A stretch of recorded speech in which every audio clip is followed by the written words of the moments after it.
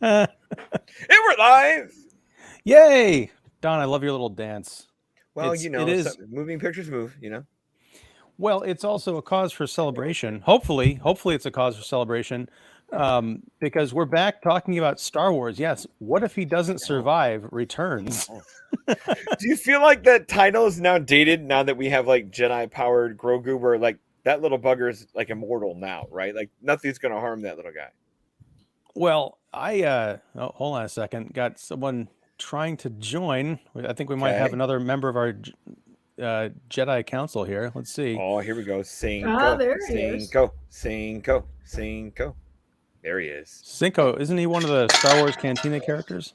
I'm sure. Oh, in the Goodness. suit. David, did you mess up on our account? Oh, is this the after Oh hours wait, no, film you tonight? did not get. Oh. I do know why you're dressed up, and I'm sorry. Oh. But, Never mind. so Oh no. I was just getting started here with what if he doesn't survive, and Don was asking me if that was a bit of a dated reference. Now that Grogu is practically invincible with all the Jedi powers and stuff. We don't know that yet. It's only episode 1. This guy, I don't know if he's going to make it to the season. They're going to have to do something to keep this fresh. But also, I just want to point out, like, the last time we saw the Mandalorian official, I'm not talking about his very much welcome stint in the Book of Boba Fett, but it was like 2.5 years ago. I think it was December of 2020 when episode 2 season 2 ended, and then we had a couple of years of different kinds of Star Wars shows. We had the Book of Boba Fett, we had Obi-Wan, and we had Andor, which I had hoped to catch up with Andor before this, but it's been a crazy few weeks, so I only got to through the first episode, which I loved. So I'm gonna have to go and check the rest of that out at some point. But no, we're back to the kind of flagship Disney Plus show, and we're going to talk about season 3, episode 1. Before we do that, we got to figure out who the heck we all are. I'm Ian Simmons of Kicking the Seat. We have Annie Banks, still the former Ant-Man stan, also of Truckload of Comments. It doesn't make sense.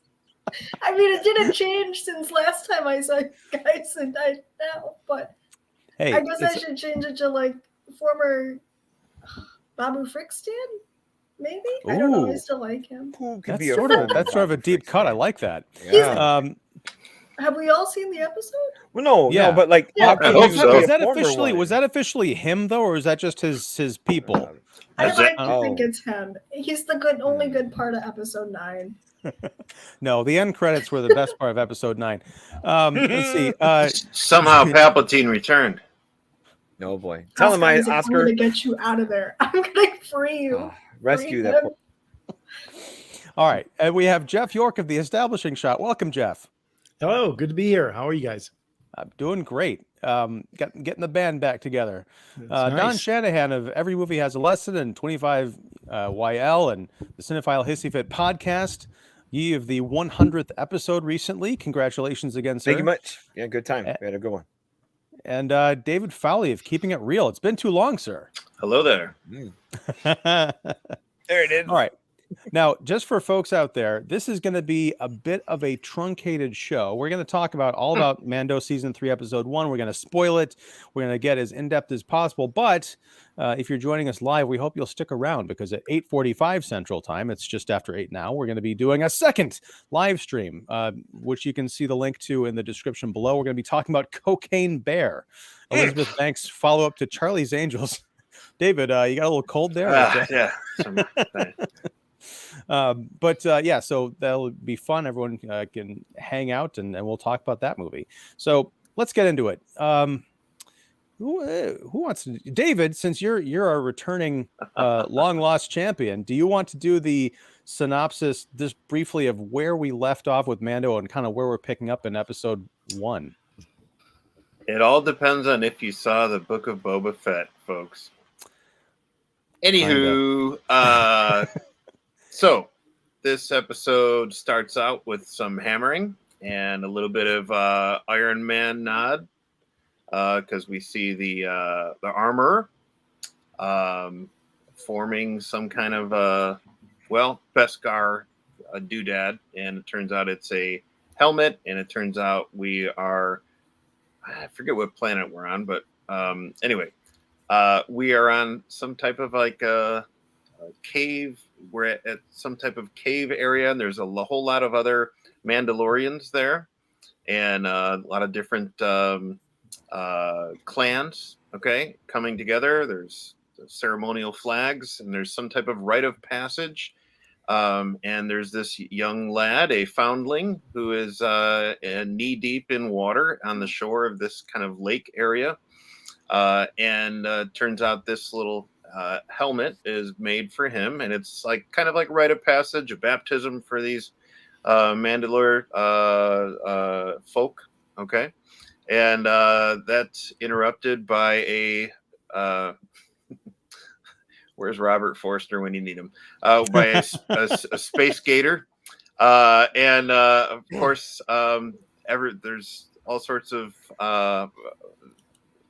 melee fights and all sorts of wonderful gadgets attacking this space gator. And of course, our heroes come in and save the day.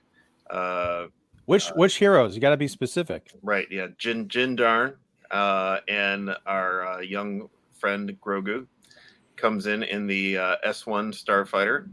Okay, and a couple unloads a couple torpedoes, and then that beast is done. Okay. And But we don't need a scene by scene recap of the episode. Just kind of like. So that's So that's the opening, and then from there, basically, ultimately, this. I lost your sound. Okay, can you hear me now? I can hear you. Okay. Okay. Yeah. For some you're reason good. I can't hear. Oh wait. Yeah. No, here's what happened was I turned down my volume button, but I pressed the mute button on my laptop. You'll lose your sound that way. Don't do Yeah. that. Yeah. Yeah. Wow. Funny how that That's it. happens. Yeah. Yeah. Apologies. Jedi All right. Yeah, it's a Jedi trick. Old Jedi trick. Yeah. Anyway, so what essentially happens is that our Mando friend has to basically kind of go on another mission. His goal is to redeem himself because he did a big no-no and took off his helmet, and he needs to basically redeem himself in the living waters of Mandalore underneath the Civic Center on something. Yeah. Anyway. Yeah. They might be dried up. They might not be, they may be poisoned. Who knows? But that's going to be his goal for this season, is finding that's his MacGuffin, is he needs to get all immersed in that living water. That living water better be a nice, wonderful payoff for this season. It's got to be amazing living water. If it's not Lake Minnetonka from Purple Rain, I don't want to know what it is. Yeah. It's got to be like a Flashdance scene where he sits in a chair and he gets. That'd be beautiful. Right off the Beskar. Right. Yeah. But anyways, he does reunite with Grief Karga for a little bit on Navarro. He does see for a brief moment Bo Kazan, and all of these are kind of leading up to this new mission that he's on, is to with Grogu in tow, is go back to Mandalore and get redeemed. Now, right off the bat, I've got questions.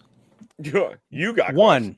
questions. And maybe we'll all hash this out. I really dug the episode. I think it is, I've heard people compare it to, and this has been sort of a complaint of other, seasons of Mandalorian for sure, but it's kind of video gamey, like what's this quest? Now I got to go here and get this thing and talk to this person and get the other thing. I'm just overwhelmed by the fact that aside from that beach scene with the space gator, as you put it, we don't visit Tatooine. There's not a prevalence of sand. We're actually going to different locations, and even a location that we've been to before with the planet Navarro, that's gotten a big makeover. It looks completely different, and there's a whole blending of different cultures, and there's construction and planning going on, and Grief Karga has, he's taking on a new role and kind of a new station in his life. It's all very interesting. But as far as Mando's new quest, how is anybody going to know if he goes, does it dye his skin purple or something, and then he can come back to the armor and say, look, even though I can't show you my skin because I'm not supposed to take off my helmet, I was bathed in the waters of Mandalore. Like, does he have to provide video proof? How does anybody going to know what Maybe he has a there? new scent about him. I don't know. Sounds There you like go. golfers, like sportsmanship going on here. Yeah, I did it. Yeah, no problem. There you go. That's a good question. Also, and this is a bit of a meta question, I guess, because I don't know if it was Annie, if it was you, or someone shared in our kind of private chat the news that Jon Favreau had spoken about the kind of the timeline, the difference between Mando season 2 and 3, and apparently when Grogu had gone off the train with Luke Skywalker, that was that's the thing, it's very vague, 1 to 2 years of him being off with Luke. And, just watching Book of Boba Fett and Mandalorian, it all seems like it takes place almost within weeks of each other. It doesn't seem like a whole lot of time has passed, but we're supposed to believe this is 2 years later. What? I could buy that. Yeah. Well, like when you get to those Mandalorian Grogu episodes in Book of Boba Fett, you could tell that whatever Luke has been doing has been a bit of time. So if that amount of time between the end of season, when does Luke show up? Season 1 or season 2? Season 2? 2, yeah.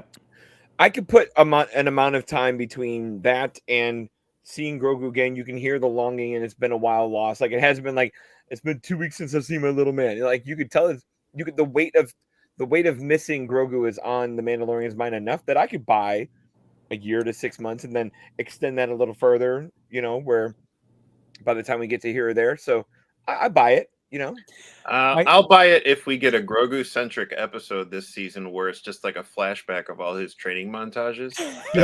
More? Okay. Yeah.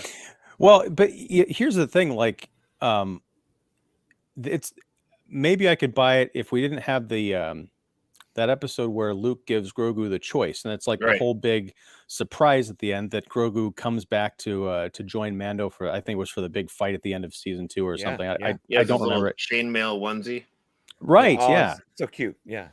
But it's almost like, because Luke gives him the choice. He's like, look, if you're going to do this, you've got to commit to the Jedi and your training, and you have to leave everybody else behind. That doesn't seem like a conversation you have 2 years into anything. Like, wait a second, I have to stay here forever. You haven't met an undergrad or two, have you? Well, I feel like you got to reel him in, a little bit. Otherwise, yeah, he's almost a cult victim or something. But anyway, I'm not gonna. Well, yeah, that's the age-old Jedi question. Yeah. Jedi and Sith, they both collect kids from their families and raise them in their ways, and it's very strict. I'm not going to fall behind on comments to so let's see. Petty writes in, first comment of the night. David, what elegance! You are a heartbreaker. Is it a tactic to attract the female audience? A Machiavellian move. Very good. I'll let Annie answer that. He's married. No comment. Well, I'm just. You look like a banker. You look like a banker, Oscar Isaac, David. That's right. Yes, I'm on my bank hours. Inside Lou and David. No. Ooh, nice. All right. The buns start. I love it. They never stop, Jeff. I love it. Bruce Banner is the Hulk is always angry. I'm always doing puns. Mark said that was my question. My question, Mark, why are you here on the stream? Yeah, what's up, man? No, he's got stuff going on this evening, but he is, from what I understand, he's going to try and make it for Cocaine Bear. So we will hopefully see him later tonight. But yeah, that was my question. I think he was referring to the how's anybody going to know if Mando bathed in those waters? This episode feels so random. It was like 1 to 2 years. Where's my 80s montage? Well, David said if we're lucky, we'll get one of those. If it was 2 years. Oh, yeah, that posted twice. He couldn't be a Jedi. He likes eating living live things too much. Oh, that's true. David's looking spicy. Mark, just come in here already. I am. Is this for emphasis or just a mistaken period? I am waiting to pick up my son. I am. William, yeah. Isn't he one of the Black Eyed Peas? Anyway. I thought he was doing a Captain Kirk thing. I am waiting to pick up my son. Dot. That's true. I don't understand why we're talking Star Wars. We should be talking. This is a story for another time, but I gotta tell you about the time about a year ago when I almost worked for Shatner as an intern. Worked for him. My. Well, my. I don't know if we can tell that story on a live stream, Andy? Yeah, I mean, if you Okay. want to. It's a good one. It's a good one. Another time. Let's put a pin in Another it. time Oh, for sure. Yeah, no. I'm under no NDA. Keep that in your ammo. If Well, anything, it's kind of funny. I'd like to see him find the video and then sing me through like a case. Well, all right. Wow. I want to get back to the Mandalorian because that's ostensibly what we're here to talk about. This The episode apostate. is about as random. Yeah, the apostate. What? No, what? It's a strange episode, but I do feel like it sets up season 3 pretty well.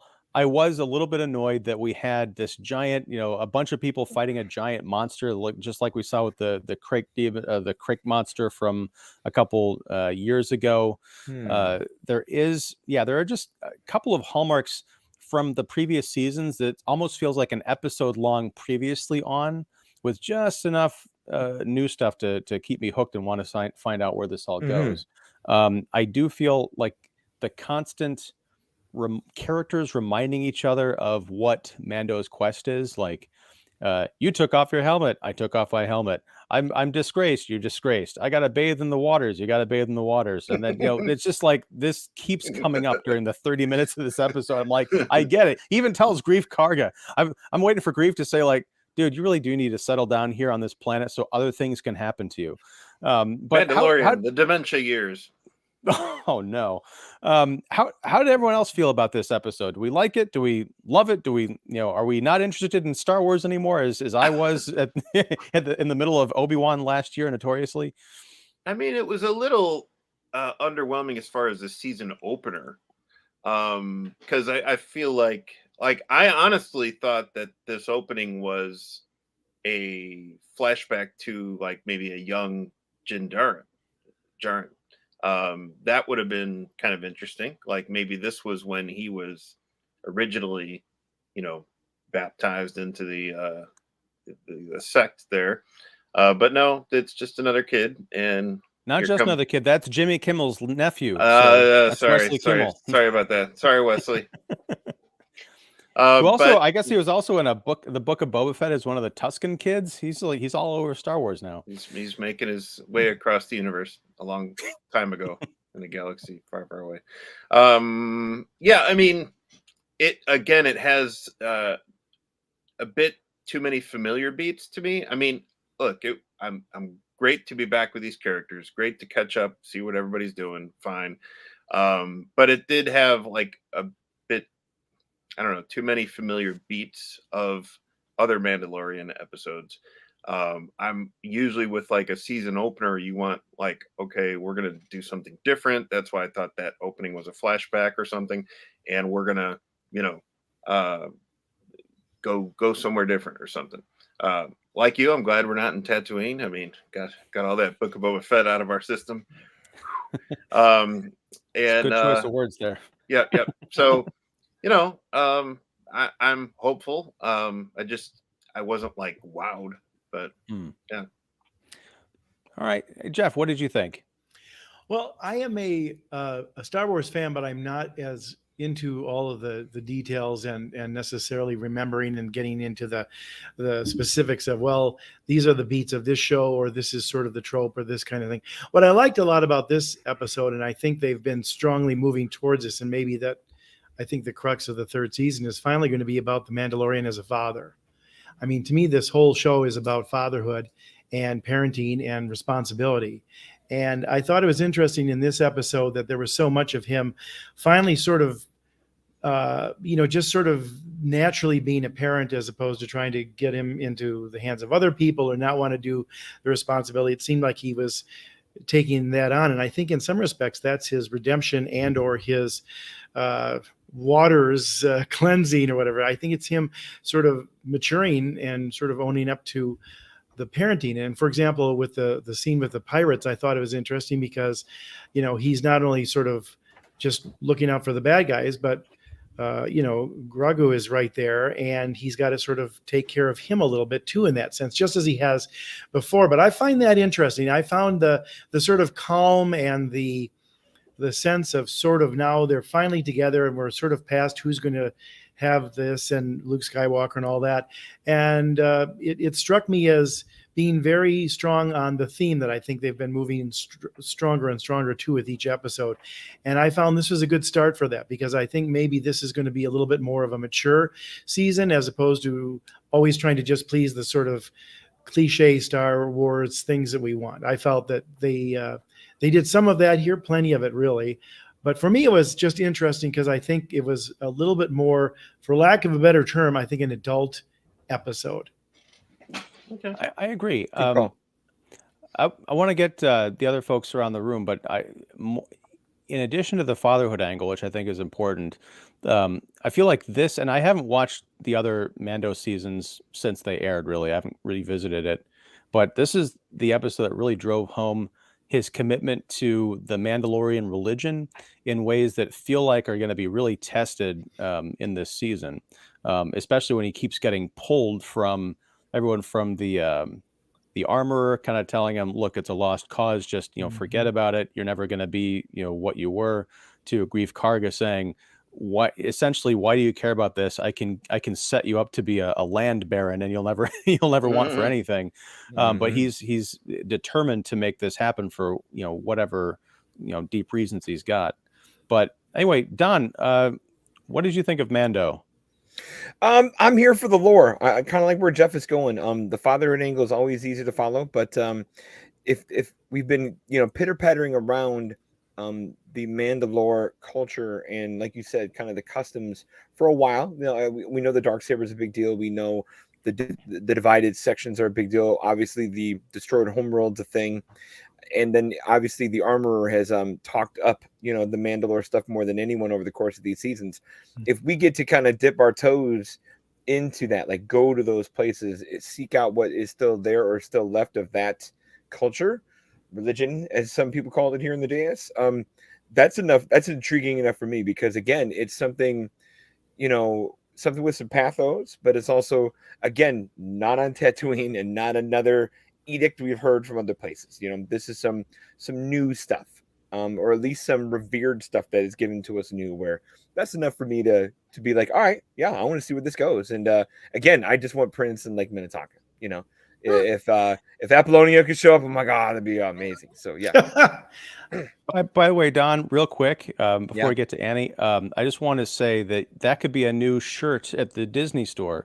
You have like the Mandalorian helmet, and it just says, "I'm here for the lore," with a little apostrophe right there. Okay. I want 25%, Disney. All right, Annie, you're on mute, just so you know. Okay, Cool. There you go. Cool. I liked it. I think I was a little underwhelmed. I think Favreau played it really safe. Just because I really enjoyed the first two seasons. I thought they were some of the best Star Wars in recent years. I really was pulled into the show. At the time where it first came out, it was something different. It was something exciting. And I feel like this was a game of catch-up ongoing for everyone that didn't watch Boba Fett or is jumping in season 3 because they've heard so much about Pedro Pascal and his popularity between The Last of Us and The Kingsman and Elvis and all that. He's just like the hottest actor right now. But I think everyone wants to stay in touch with him. And I don't think it's about following the story anymore. With that, though, I think that creatively, they're a little lost. I don't know if there's a clear direction for the series following season 2. Honestly, I think it should have stopped. And I think it should have let that be open-ended and let the fan think about where that story went. I want to like it. Good argument there. I liked it from a mild perspective. I expected a lot more from Filoni, and I expected a lot more from Favreau, knowing what they can do and what they're capable of. And I hope that this series does get better as this season goes on, because there's a lot there. That potential just hasn't been tapped, and I think that there could be a lot more energy coming in this season. It just hasn't gotten there yet.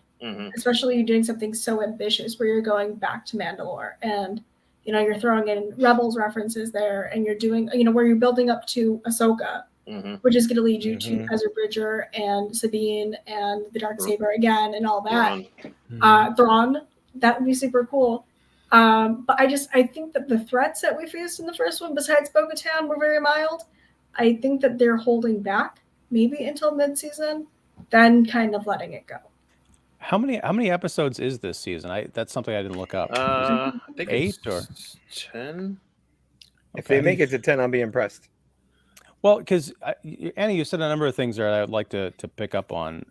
One, I agree. As I mentioned, it feels like an episode long previously on. I don't quite mind that. Aside from the there's 8. Okay, 8. There's some nitpicks I have with that, but especially it's an odd choice because it's Disney Plus. It's not like a TV show from 20 years ago that was off the air for 2 years and then it comes back and people are like, really, what the hell went on? If you're watching this show, you've got Disney Plus, probably. Yeah. You can watch the other episodes. But I like to think, because I for the most part trust Favreau and Filoni. My suspicion was during that whole debacle of Boba Fett and Obi-Wan. I know folks disagree with me on Obi-Wan. Go check out the live stream we did of episode 2 if you want to be vastly entertained. But I always felt like the creative team behind this Disney Plus Star Wars had their eyes on another ball, and I thought that ball was Mando season 3. So I feel like it doesn't feel like a contract show right now. It does feel like there is a third chapter of this story that needs to be told, and maybe this is a final chapter. Maybe I'm just being incredibly naive. They might have like, we're going to do 10 seasons of Mando until people are sick of it. But I do feel like this is really going somewhere. Now, Annie, I also want to ask you. Sorry, Don. One second, but I want to ask you. What was the Rebels references? Because I saw something else online that they had made reference to Rebels, but I didn't pick up on it. And I also haven't seen all of Rebels yet, so that it might be totally obvious to those who have. It was the Star Whales in hyperspace. Yeah, it's very, very brief. It's like a 3-second clip where they're going through hyperspace, and you see Grogu look out the window, and they're like, "There's a shape in there."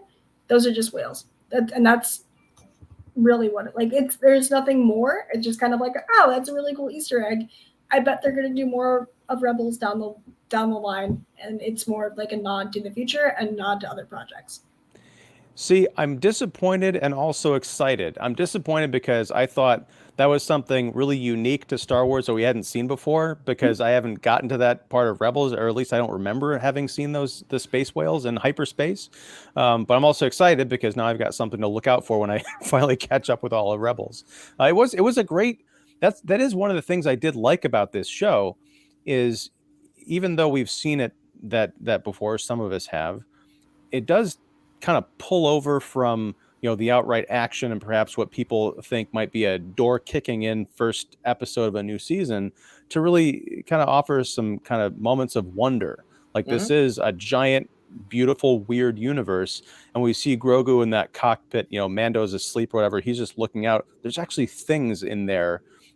We go from Star Wars 77 to we're going to make the jump to light speed, and there's like this star field that appears, and then they instantly appear wherever.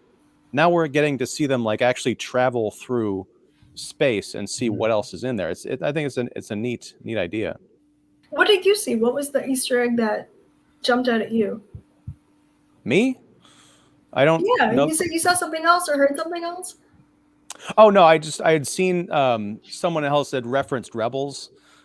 Just like an online thing, like, there's a Rebels thing in Mando, and like I didn't have a chance to look it up. So, okay. Yeah. I like how people are all up in arms, like they wrote Cara Dune out of the universe. Well, they haven't. She's still there. She's just out and gone. Conveniently reassigned. Yes.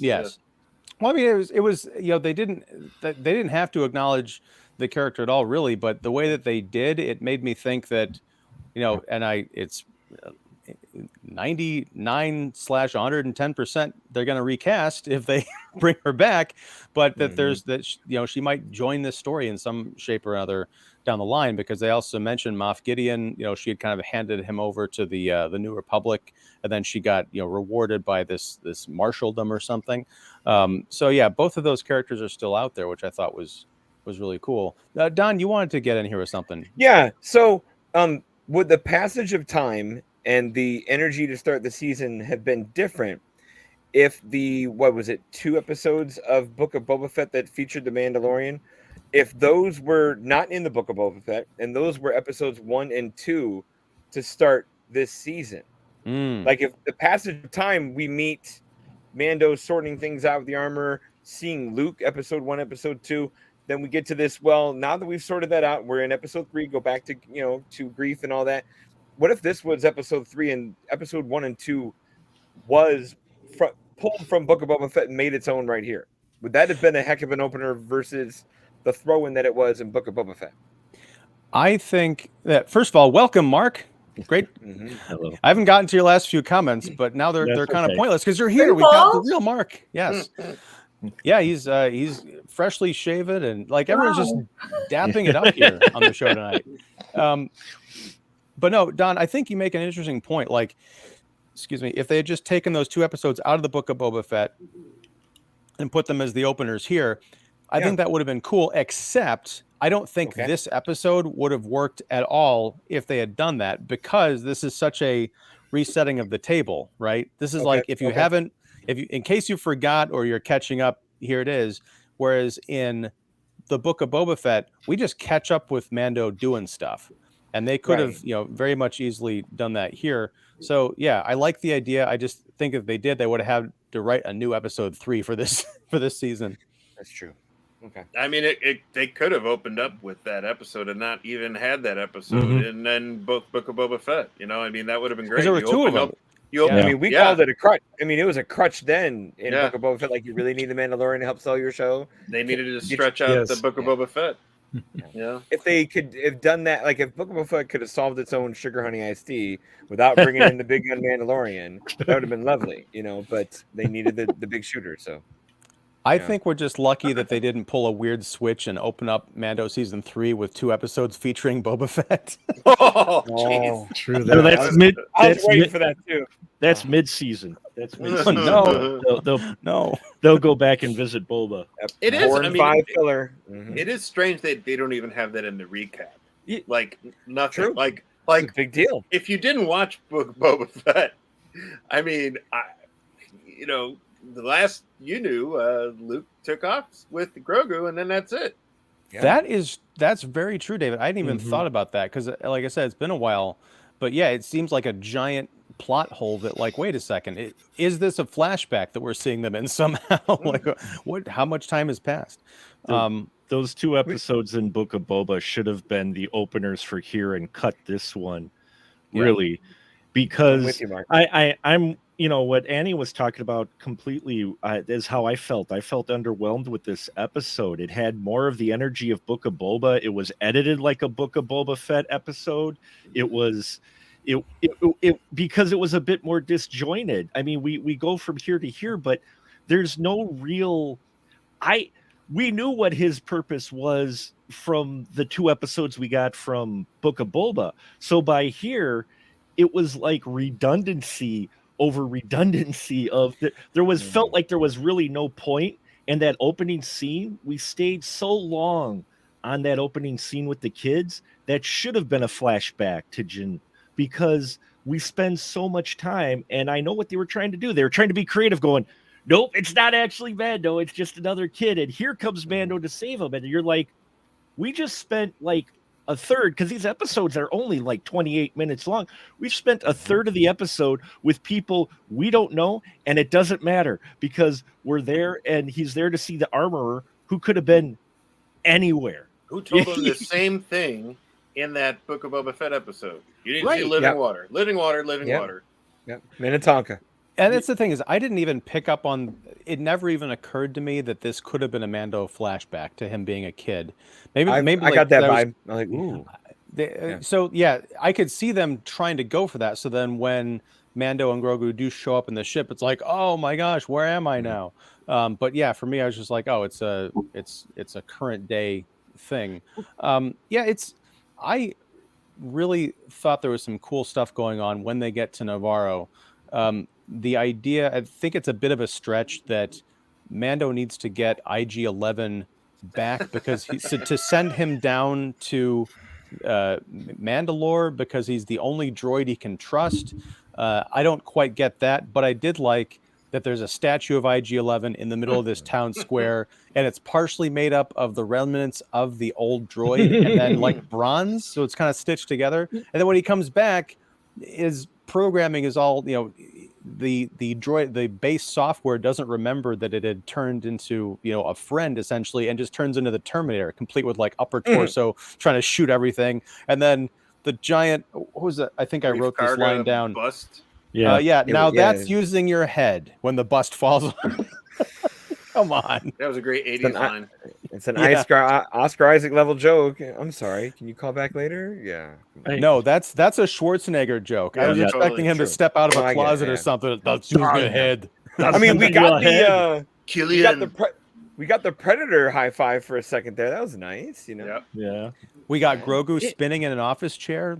That's gonna be a Hallmark ornament next year. The IG thing is exactly what's, I think, kind of the problem of this episode. And I think the writers felt like they were being creative, like, oh, we're bringing IG, but oh no, he kicked back to his old Bart. We spent a lot of time restoring IG. We spent a lot of time with this opening with, the Mandalorian ritual, which isn't Jin, which has really nothing to do with the episode much at all. And it feels like the writers think they're being creative, like, oh, you think it's going to go right for Mando, but it's not because it's going wrong. But we spend so much time for the setup that by the time you get to like the very end, you're like, oh, that's I mean, when he goes see Bo, I'm like, oh, this is going to be good. And she's sitting there. She never gets up. She never gets. I love that she never got up, and she's sitting there like Black Adam after a bunch of alcohol. But But and I like the dialogue, but at the same time, he's going to see her and he gets no help. And I'm just like, I get that, but to blow through it in 28 minutes like this, just it felt wasted. If they do that 7 more times, we're gonna be like, come on.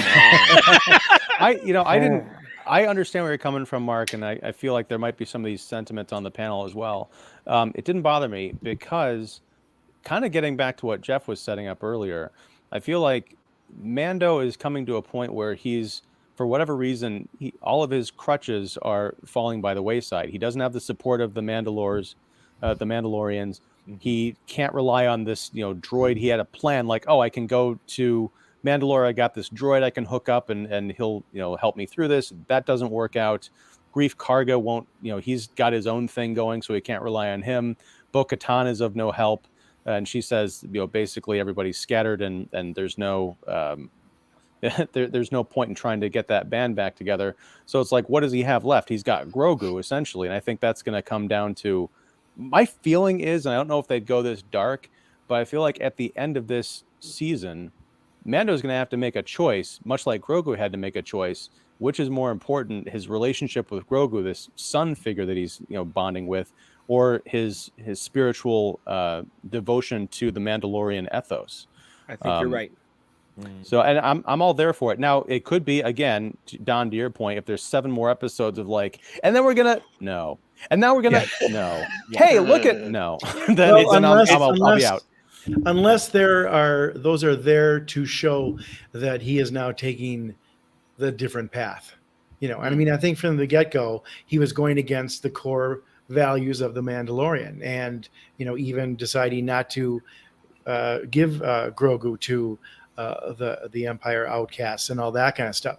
To me, this is about parenting, and I think his arc is to sort of put away the daring and the adventure in the traditional sense that he was brought up as a Mandalorian to be and trained to be, and find a different kind of adventure. It's interesting, when you were talking about Grogu looking out the window and stuff like that. I also think that we're starting to see the program becoming more and more of what a parent experiences when they have a child, and suddenly everything is looked at through the child's eyes. Christmas becomes new because you're seeing it through the kid's eyes. And I think he's now starting to notice that, okay, it's not just a walk down the street when there's pirates. It's, I've got to protect my kid. It's not just we're cruising through this space. Grogu is fascinated by what he's seen out the window. I think it's very clear that this is not just about him sort of manning up, hence maybe the Mandalorian name. I don't know. I think it's about him dadding up. I think this season is going to be about him being a dad. And if that's too boring for the fanboys and the critics and the guys who love Star Wars, they can find the other Star Wars stuff that's all full of adventure. But I think that's what this one has been slowly but surely going towards. And my guess is this will be the last season. And that's the choice he's making. He's going to stay. I mean, look at the stuff that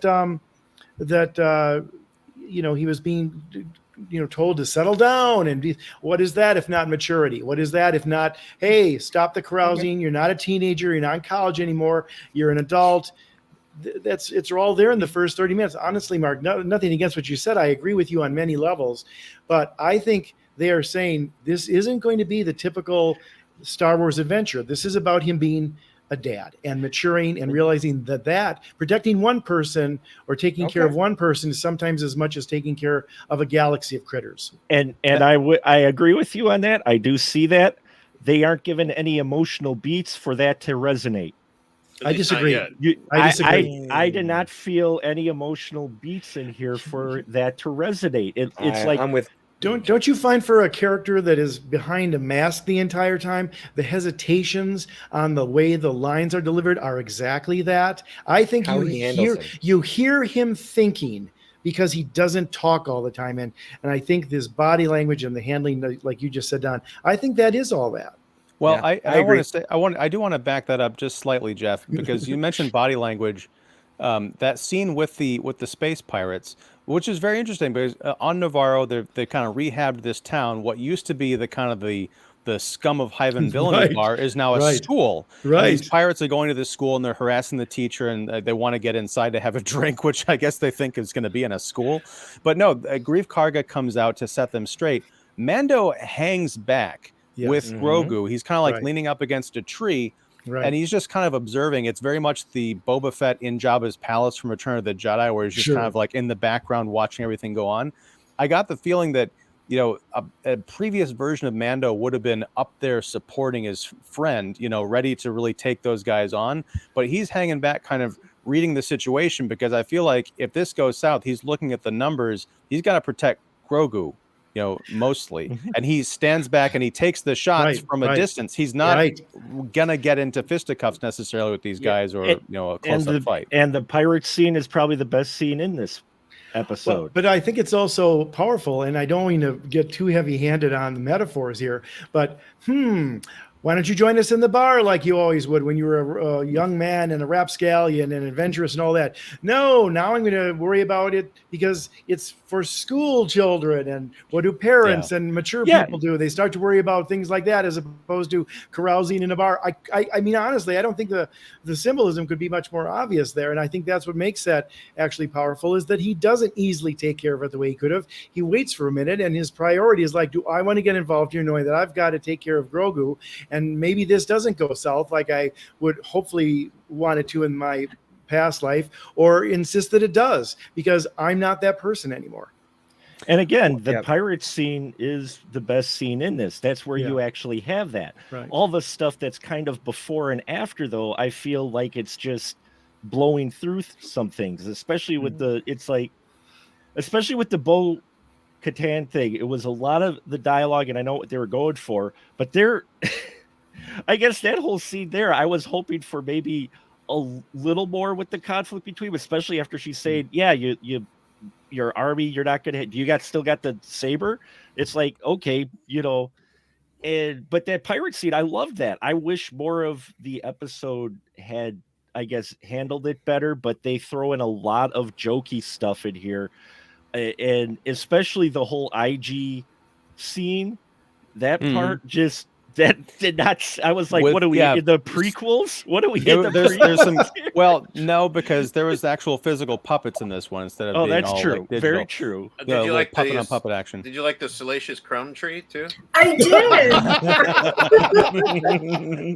That was cute. I wanted to hear him that go. was Look, all right, guys, I hate to do this, and especially that there's a lively comment section as always, and I think you can watch this on the live replay. So I invite people to go check those out. Unfortunately, we got to jump because we're What? going to be talking about. I know we're supposed to be talking about Cocaine Bear right now, Like- and unfortunately, and that's on Put another it at live stream. 9. Okay, yeah. I can't because look, there's a hungry audience waiting for us Wow. to do True. Cocaine No, Bear. there No. is- no. Yeah, I know. Hey. Thanks, Mark. No, We're going Anyway. from the forest to the fierce. there you go. Oh. Yes. But May all the right. fierce So, be with you. ooh, all right, gang. Thank you Daddy very much. Lorian. That's going to be a meme along with I'm here for the lore. That's Uh, a different movie, Don. That's a totally Oh, different movie. Oh, that's the, ho, that's, ho, the, ho. that's the who's your daddy Lorian Mark. Oh, Look, we will be back next week. oh boy. Yes, I'm committing to at least a second week of this show. I'm not. Let's get past 2, baby. Let's get past 2. Yes, we have to make it to at least 3, so I can redeem myself in the waters of film criticdom. Anyway, gang, thank you all very much out there, everybody watching and commenting. It's been a fun show for an episode that some folks could thought maybe be a bit more fun. So it can only go up from here. Oh, bye, Grogu. But yeah, join us live on Cocaine Bear. You can see the link in the description down below, and we'll meet you there in just a second. Maybe some of us need a bathroom break. I don't know, but we'll be on soon. So thanks, take care, and I'll do outros and intros for the next one. I'm going on my back to Tink. Ew. Well, and